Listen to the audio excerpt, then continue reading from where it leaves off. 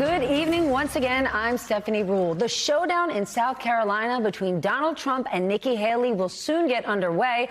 More IVF providers in Alabama paused treatment after a court ruled that embryos are children, and the Republican case to impeach President Biden suffers a major setback.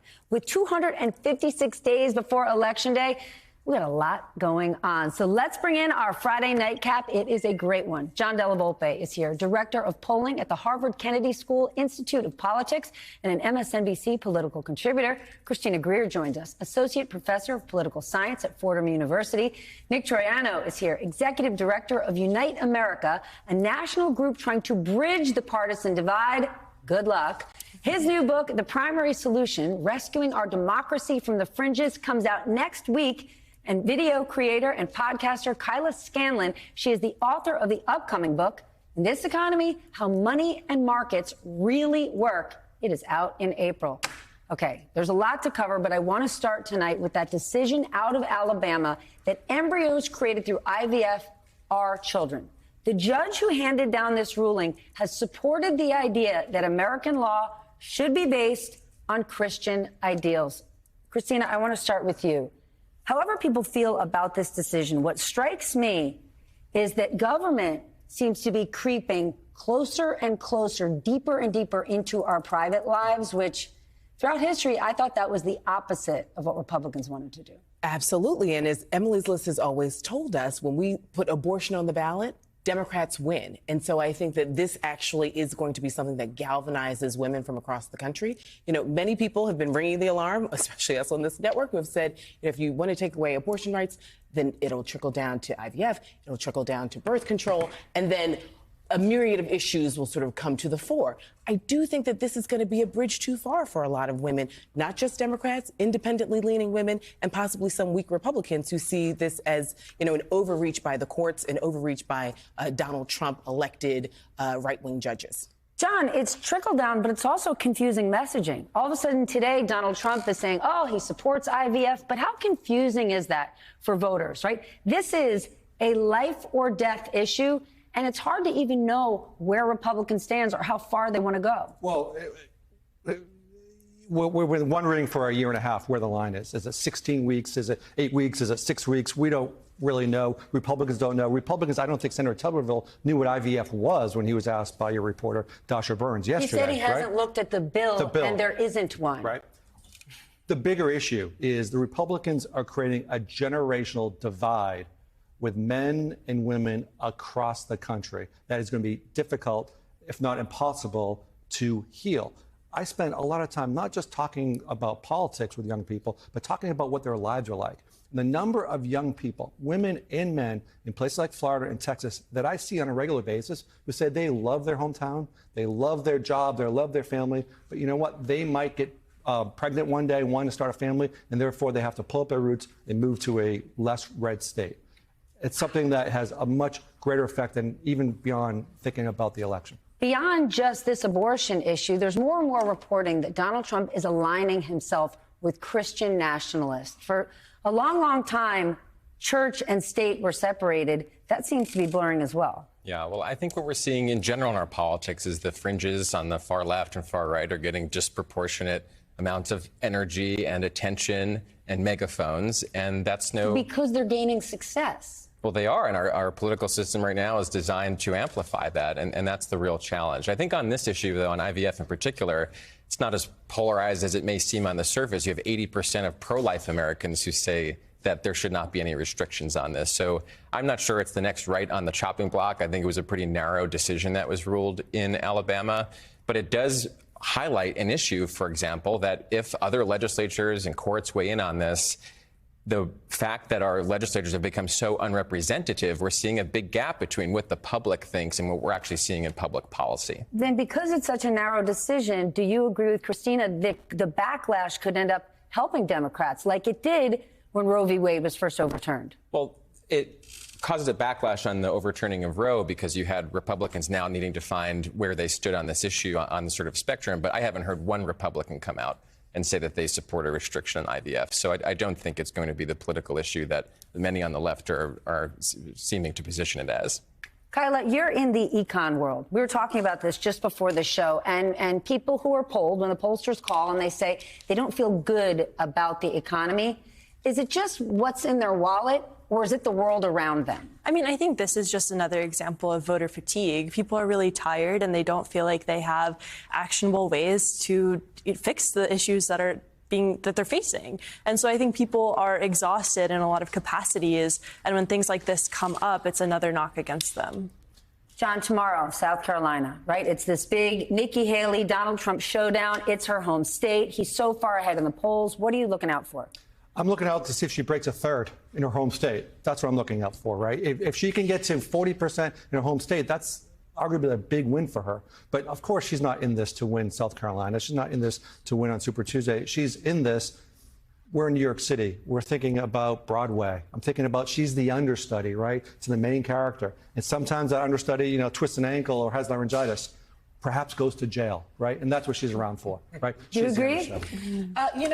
Whenever my students are confused on an exam, I always tell them, start with money and then work your way backwards, right? She wouldn't be in it if donors weren't still allowing her to be in it. And they sure are. They're excited about her. Want to support her because they don't know if Donald Trump is going to prison. They don't know of these 91 counts against him if something will catch in one of the 4 jurisdictions that he's facing. So I don't think that she'll do very well tomorrow, but I'm actually looking at demographics.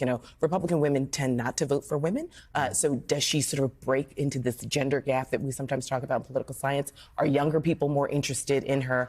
Are people of color who are in the Republican Party, are they interested in Nikki Haley? So I want to sort of sift through the demographics of the small percentage of voters that'll actually turn out for her. When you look at all that donor money backing Nikki Haley and all the money going to groups like No Labels, what does that tell you about where lots of donor dollars are, who those people are and what they want? Because let's be clear, neither No Labels nor Nikki Haley have a clear path at this point. I think to a large degree it's responsive of this moment, which is that 2/3 of Americans don't want to see a Biden and Trump rematch. And so donors are trying to figure out what are ways to create more competition in the system. Is it within the Republican Party? Is it outside of both political parties? And I think that's important because we should have choices. We're trying to choose the leader of the free world. Why should this be 2 octogenarian candidates that are competing to be the next president? We should have a much more of a flavor of choice in our democracy. In theory, but isn't the issue, right? I'm sure your students talk about this all the time, but that's not how our system is designed. And they're not happy with it, by the way, right? They're not happy with it. So when I'm out beyond our campus and talk to young people, they're talking about the constraints they find in this 2-party system and how they don't feel like that's emblematic of the kind of democracy that we all deserve. So that's something, and that's the reason that we see, independent candidates in conspiracy theorists, pulling double digits among younger people and among older people as well. What do you think? What do I think about all of this, that young voter, that middle, not even the young voter, but just that middle voter who feels homeless, that isn't connecting with the 2 candidates, or the uninformed voter, right? So despite the fact that we can tick through all of Joe Biden's accomplishments, you've got massive swaths of people across this country, especially economic accomplishments, and somehow they don't know about them. Yeah, I mean, Bidenomics is objectively is very successful. But when you tell people that Biden has created a good economy, they're like, no way. And that's, why? Where does that no way come from? That's what everybody's trying to figure out. The negative sentiment is improving. People are feeling better about their economic circumstances. But I think it goes back to a structural affordability issue, lack of investment in housing, people feeling they don't have job opportunities, stagnant real wages for a very long time that have not outpaced inflation. And so people are dealing with all Groceries this. Groceries are damn expensive. Well, food is now a higher percentage of income, right? Like everything is very expensive. Inflation has been a pressure cooker for the past several years. And so we're asking people to vote for, this idea that the sameness will continue or will go back in time to 2016. And that's just not appealing. I think people want a big change. But when you get on social media, the loudest people have the megaphone and they're going to yell crazy things. And you can't escape that void. And I think a lot of people are extremely frustrated with that. What could break this? What could break this dysfunctional cycle that we're in? Letting people vote. I mean, the interesting thing about South Carolina is that it has an open primary. So if you're a Democrat, Republican, or Independent, you can actually participate. And in 22 states this year, 24 million independents are going to be locked out of that system. So if we want more choice and competition representing more Americans, let's give more Americans the actual right to participate in these taxpayer-funded elections. Agreed, but we know that elected officials do not want people to participate freely and easily, right? It's sort of that old Chicago adage. It's like, I don't want nobody who nobody sent. It's like, who sent you? Where it's like, you know, if you're an elected official, your job is to get reelected. And when you start having new people come in, or these sort of unknown factors, sometimes it's young people, sometimes it's people of color, they don't have control as to how they would vote. So they're not always eager to make voting easily and accessible. I mean, New York has been very slow to the game. We're just now introducing early voting. We're just now making it sort of easier to have an absentee ballot. For many years, we were on the low end of the scale when it came to partisanship. And it's not just voter apathy, it's also voter fatigue. We ask people to turn out a lot. Now, granted, it's their own democracy, but, you know, this year we'll vote at least twice in New York, at least twice next year, at least twice in 2026 for our governor's race. Next year will be our municipal races. We'll take possibly a quick break in 2027, and then we'll go back to 3 more years of possibly voting twice a year. And we could spend hours waiting in line to do it in an old, antiquated voting machine. That's right. When I think about this conversation, I think about misinformation, disinformation, but the lack of information to real voters. Right? But why is that? We have more information outlets than we ever have before, yet people seem to be uninformed. I think there's issues from the bottom up as well as the top down. One of the best kept secrets in America today, I think, is the fact that $137 billion of student loan relief, $137 billion, right? 4 million Americans. This is after the Supreme Court struck down Biden's plan. Very, very few people know about this. If it makes you feel any better, I have already put EVAC on alert. He's ready to go if it comes to that. General, I can assure you. Hey, General, let me into the war room to see you, so I had to hack my way onto this frequency. This better be critical, Wheelie. Sir, come on, what is it now, please? Okay, couple of things. I wanted low on the double. I was thinking about taking a couple of months sick leave, maybe starting today. And, oh yeah. I intercepted a transmission from Megatron. Then send it through. Yes, sir, right away, sir. And so I was so damn good on the other stuff. This is your last warning, insects. Relinquish what remains of the Allspark. So who's the insect? You? What? Who's the insect? Protect you. They were defeated on our world, and we will defeat them here. This was just a diversion. Security, may bring up.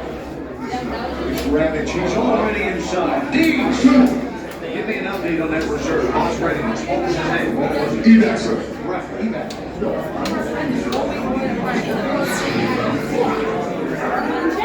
She's right in front.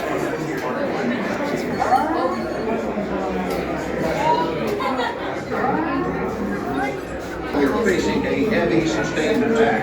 They appear to be after the Allspark aircraft. General! General!